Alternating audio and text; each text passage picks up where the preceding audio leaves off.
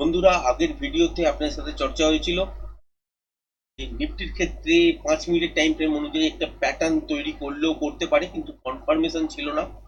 যদি দেখা যায় যে 23,680 ওপরে ছোটখাটো গ্যাপ আপ হয়েছে বা ফ্ল্যাট খুলে কন্টিনিউ সাস্টেন করছে 23,680 ওপরে, তাহলে একটা আপসাইডের দিকের জন্য মোমেন্টাম আপনারা দেখতে পাবেন এবং আপসাইডের দিকের জন্য নেক্সট সুইং হাইয়ের কাছাকাছি পর্যন্ত একটা মুভমেন্ট হবে। নেক্সট সুইং হাইটা কোথায় ছিল? ঠিক এই জায়গাটার কাছাকাছি পর্যন্ত, যেটা হচ্ছে 23,780, 800, 820 জায়গাটার কাছাকাছি। তারপর ইন্টারডে ফ্রেশ প্রাইস অ্যাকশন দেখার পর রিভার্সাল প্যাটার্ন তৈরি হচ্ছে নাকি কন্টিনিউশন প্যাটার্ন তৈরি হচ্ছে তার উপর ট্রেড বেরোবে। এবার যদি দেখেন আর কি বলা ছিল, যে তলার দিকে যদি দেখা যায় যে 23,600 বা 620 এই রেঞ্জটা ব্রেক করে গ্যাপ ডাউন হয়েছে, তাহলে লুপ যদি তৈরি করে ইন্ট্রাডে সুইং ব্রেক করলে তলার দিকের জন্য একটা সুন্দর শর্টের পজিশন তৈরি হতে পারে। এবং সেক্ষেত্রেও কতদূর পর্যন্ত আসতে পারে, প্রিভিয়াস যে সুইং লো তৈরি করেছিল এই জোনটাকে টার্গেট করতে পারে, তার তলাতেও আরো একটা সুইং লো ছিল, এই সব জায়গায় টার্গেট করতে। তো আজকের দিনে যদি দেখেন গ্যাপ ডাউনেই খুলেছে অনেক বড় সড়ো, তারপরেও বেশ কিছুটা মুভমেন্ট হয়েছে, এখানে তো ট্রেড করা যায়নি। প্রথম প্রিভিয়াস যে সুইং লোটা ছিল সেটা কিন্তু ব্রেক করেছে এইসব জায়গা ফার্স্ট ক্যান্ডেলে, তারপরে তলার দিকের জন্য কিছুটা মুভ করেছে। তারপর তৈরি হচ্ছে ইন্টারডে ফেস প্রাইজেকশন অনুযায়ী প্যাটার্ন। যারা যারা টেকনিক্যালটা শিখেছেন তারাই আজকের দিনে ট্রেড করতে পেরেছেন। যারা ইন্টারডে শুধুমাত্র ঝোঁকের বসে করেন, টেকনিক্যাল শেখেননি, তারা হয়তো আজকের দিনে লস খেয়েছেন। আজকের দিনে প্যাটার্ন অনুসারে যদি দেখেন, তাহলে কিন্তু প্রপার ট্রেডিং সেট আমরা কিন্তু এই সব জায়গা থেকেই পেয়েছি। যদিও ফার্স্ট ট্রেডিং সেটআপটার মধ্যে খুব বেশি কোয়ান্টিটি ডিপ্লয় করা যায়নি, কারণ পুরো পিকচার ক্লিয়ার ছিল না। তারপরে এইসব জায়গা থেকে কিন্তু পিকচার পুরো ক্লিয়ার হয়ে গেছিল, তার ফলে এখানের মুভটাও আমরা কিন্তু ক্যাপচার করতে সমর্থ হয়েছি। ইভেন রেঞ্জ বাউন্ড বাজার নিয়েও চর্চা করছিলাম আগের ভিডিওতে। আজকে যদি দেখেন 620 তলার দিকে লো, উপরের দিকে হচ্ছে ওই 700 কাছাকাছি পর্যন্ত গেছে। এটাকে কিন্তু যদি দেখেন 300 পয়েন্টের মতন মুভমেন্ট। তো এটাকে রেঞ্জ বাউন্ডের ক্যাটাগরিতে ফেলা যায় না, তবুও রেঞ্জ বাউন্ড বাজার ছিল, তার প্রতিফলন কিন্তু এই সেকেন্ড হাফে দেখিয়েছে। এখানে কিন্তু ক্লিয়ার কাট মুভমেন্ট কিন্তু ছিল না। এবার যে ইম্প্যাক্টটা পড়েছে সেটা কি, যে ইরানের প্রক্সি কোনো একটা গ্রুপ অ্যাটাক করেছে ইউএইর ওপর, এবং সেটা হচ্ছে নিউক্লিয়ার প্ল্যান্টে। 3টে ড্রোন পাঠিয়েছিল, দুটোকে খানি ডিস্ট্রয় করা হয়েছে, আর একটাকে ডিস্ট্রয় করা যায়নি, সেটা গিয়ে হিট করেছে নিউক্লিয়ার প্ল্যান্টের মধ্যে। এবার বাজার একটু খবরেই কিন্তু প্যানিক হয়, তার সেই প্যানিকের কারণে কিন্তু বাজার তলার দিকের জন্য ডিপ নিয়েছিল। তারপর ফার্দার এই যুদ্ধটা আর উপরের দিকের জন্য বা আপার হ্যান্ডে যায়নি, মানে হচ্ছে আরো এসকেলেট করেনি, বা কোনো গোলাগুলি বোমা ছোঁড়া সেগুলো কিন্তু আর বেড়ে যায়নি, বা আমেরিকার তরফ থেকে কোনো অ্যাটাক এখনো পর্যন্ত হয়নি। সেগুলোর জন্য কি হয়েছে, যে বাজার এবার এখান থেকে ইন্টারডে বেসিসের প্যাটার্ন তৈরি করেছে, তার প্রতিফলনটা কিন্তু আজকের দিনে দেখেছে। সেখানে রেঞ্জ বাউন্ডার একটা ছাপ ছেড়ে গেছে সেকেন্ড হাফে, কিন্তু ওভারঅল যদি দেখেন বাজারের যেরকম রেঞ্জ বাউন্ড মানে 180 থেকে 200 220 পয়েন্ট ম্যাক্স টু ম্যাক্স, তার থেকে অনেক বেশি কিন্তু মুভমেন্ট দেখিয়েছে আজকের দিনে বাজারে। এবার যদি কালকের দিনের জন্য আপনারা দেখেন যে এখান থেকে কি হওয়া উচিত, তাহলে বলবো যে বাজার কিন্তু টার্গেট পূর্ণ করে নিয়েছে অলরেডি। হ্যাঁ, 5-10 পয়েন্ট, 20 পয়েন্ট, 720 পর্যন্ত একটা রেঞ্জ তৈরি হয়ে আছে।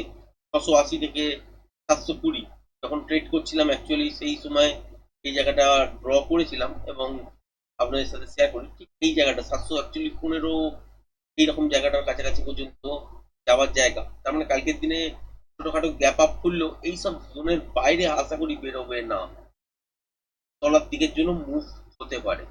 আর যদি এটাই হাই হয়ে গিয়ে থাকে, কারণ এই জোনের মধ্যে অলরেডি পৌঁছে গেছে, এটাই যদি হাই হয়ে গিয়ে থাকে, তাহলে এই যে সুইং লোটা দেখতে পাচ্ছেন, যেটা হচ্ছে 23,580-82, এই রেঞ্জটার তলায় কন্টিনিউ শাসন করতে পারলে বাজার কিন্তু তলার দিকের জন্য মুভ করবে। ফার্স্ট টার্গেট কত দূর পর্যন্ত থাকবে, তলার দিকে হচ্ছে এই জায়গাটা পর্যন্ত, যেটা হচ্ছে 23,473, 70, 75, 80 এইসব জায়গাগুলো।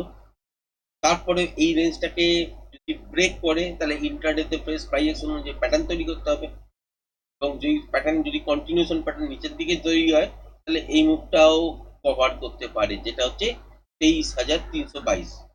ওভারঅল কালকে সিচুয়েশন যদি দেখেন, কালকে নিফটির এক্সপায়ারি আছে, এবং সেই সুবাদে যদি দেখেন ভোলাটিলিটি থাকবে, মার্কেটের মধ্যে ভোলাটাইল মুভও হবে দেখতে পাবেন।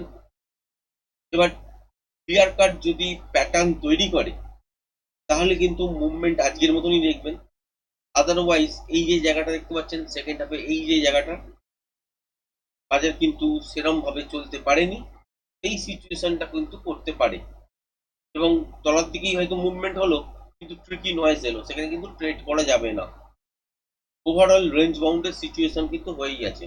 এবার যদি ম্যাসিভ কোনো ভয়ানক ঘটনা ঘটে গেল বা অ্যাটাক শুরু হয়ে গেল জিওপলিটিক্স অনুযায়ী, বা ইউক্রেন রাশিয়ার যে যুদ্ধটা তাতে কিন্তু আবার আস্তে আস্তে কিন্তু ওই লো কনফ্লিক্ট আর হচ্ছে না, আস্তে আস্তে কিন্তু কনফ্লিক্টটা কিন্তু মজবুত হচ্ছে, আইসিবিএম পর্যন্ত ইউজ করা হচ্ছে এটা শোনা যাচ্ছে। তো তাতে কিন্তু যদি কোনো নেগেটিভ নিউজ থাকে তার এগেনস্টে কিন্তু তলায় বড় সড়ো গ্যাপ ডাউনও দেখবেন, সেক্ষেত্রে আবারও ইন্ট্রাডে ফেস প্রাইস অ্যাকশনের উপরই ভরসা রাখতে হবে, এই অনুযায়ী ট্রেড করতে হবে, আদারওয়াইজ কিন্তু কোনো রাস্তা নেই।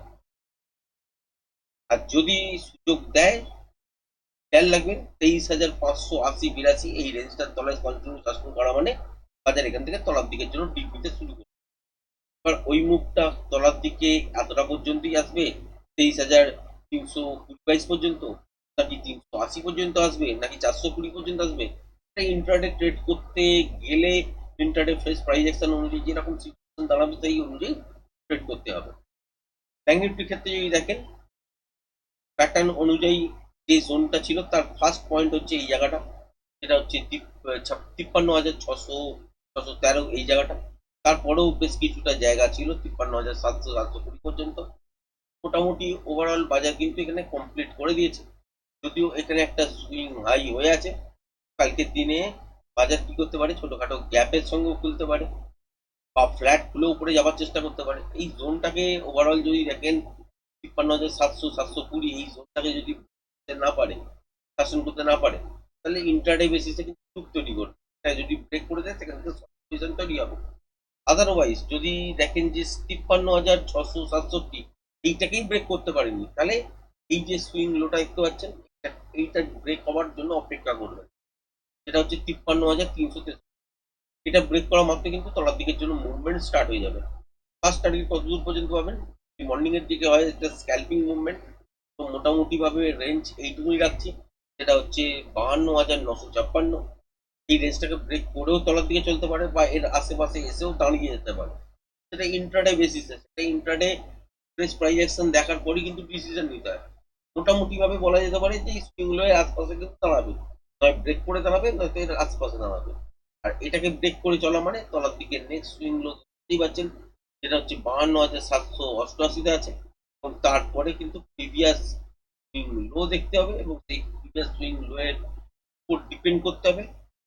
প্লাস আরেকটা জিনিস কি হবে, যে বাজার যখন তলার দিকে যদি সুযোগ দেয়, বড় সড়ো যদি গ্যাপ ডাউন না হয়, যদি দেখেন যে ছোটখাটো গ্যাপ ডাউন হয়েছে 53,363 এই রেঞ্জটার তলাতে বাজার কন্টিনিউ শাসন করছে, স্ক্যালপিং মুভমেন্ট নিশ্চয়ই পাবেন। স্ক্যালপিং মুভমেন্ট করার সময় দেখে নেবেন যে এই সব জোনের কাছাকাছি গিয়ে বাজার আটকাচ্ছে কিনা, সেটা হতে পারে 10-20 পয়েন্ট ওপরে বা 10-20 পয়েন্ট তলায়, কিন্তু আটকাচ্ছে কিনা, যদি হয় আটকায় আর যদি যেতে না চায় তাহলে ওখানে একবার স্ট্রেটটাকে স্কোয়ার আপ করতে হবে।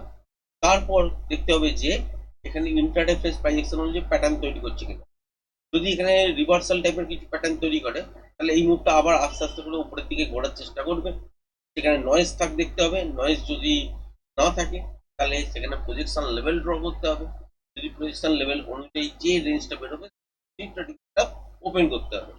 আর যদি কন্টিনিউশন প্যাটার্ন তৈরি করে সেই একই প্রসিডিওর, প্রজেকশন লেভেল ড্র করতে হবে, তারপর গেট সেট লেভেল সেট করতে হবে, তারপরে দেখতে হবে যে নয়েজ আছে কিনা, যদি নয়েজ না থাকে তাহলে ট্রেডিং সেটআপ ওপেন হবে।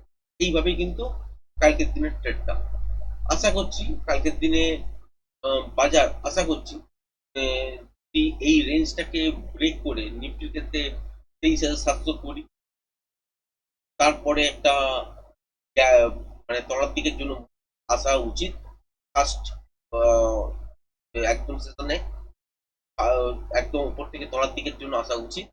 এবার যদি বড়সড় নেগেটিভ সেন্টিমেন্টের জন্য বড়সড় গ্যাপ ডাউন হয়ে গেল, তাহলে কিছু করার নেই, তখন ইন্ট্রাডে ফ্রেশ প্রাইস অ্যাকশন দেখতে হবে, সেটা নিফটি বলুন বা ব্যাংক নিফটিতেই বলুন। কিন্তু যদি এরকম কোনো নেগেটিভ নিউজ না আসে, যদি বাজার যদি প্রপার ওয়েতে খোলে ছোটখাটো গ্যাপ আপ বা গ্যাপ ডাউনের সঙ্গে, এবং এই রেঞ্জটা যদি ব্রেক করে যেটা হচ্ছে 23,582, তাহলে এখান থেকে শর্ট হবে নিফটি ক্ষেত্রে।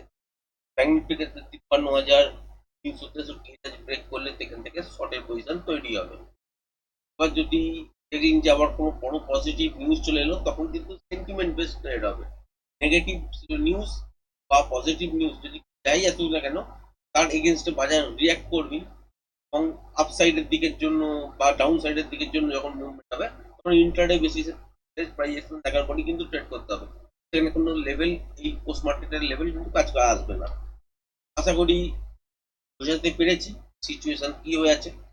যদি কোনো বড় নিউজ না আসে, তাহলে কালকের দিনে প্রথম হাফ অ্যান আওয়ারের পর থেকে মোটামুটি, বা হাফ অ্যান আওয়ারের থেকে 15 মিনিট 20 মিনিটের পর থেকে আশা করি সেলিং সেট আপ ফার্স্ট পাবেন। তারপর ইন্টারনেট ফেস প্রাইস অ্যাকশন দেখার পর হবে যে এখানে কন্টিনিউশন প্যাটার্ন তৈরি করছে নাকি রিভার্সাল প্যাটার্ন তৈরি করছে, সেই অনুযায়ী পজিশন লেভেল বেরোলে সেই নেক্সট ট্রেড তখন প্ল্যান হবে।